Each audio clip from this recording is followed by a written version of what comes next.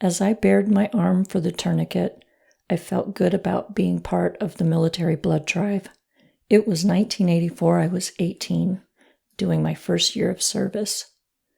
A few days later, I was pulled into a medical appointment.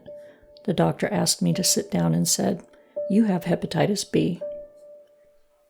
I was stationed in England when they removed me from the medical field, a career I had always wanted. Instead, I was put into a supply career where I couldn't infect anyone. I was treated like one big walking infection that no one would touch. I went to get my teeth cleaned, and the dentist double-gloved, masked, wore a gown, and covered all the lights and tools with plastic. I felt so isolated, I couldn't even talk to my family. They were all back home in the U.S. When I thought of them, sometimes I thought about all the stomach problems I had complained of as a kid. I had been adopted from the Philippines in the 1970s.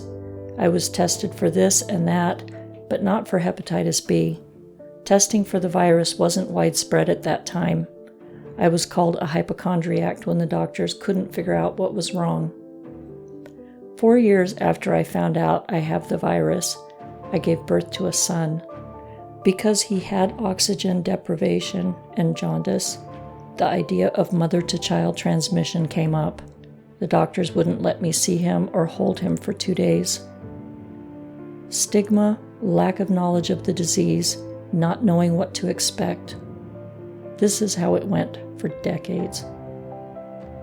35 years later, I'm working in the medical field again. When I was thinking about going back to school to be a physician assistant, I asked a professor, "Can I even be a provider living with this?" He said, "Of course you can." Things had changed. It still haunts me to remember how I was treated. It was so taboo. Now we know better. Just be well informed.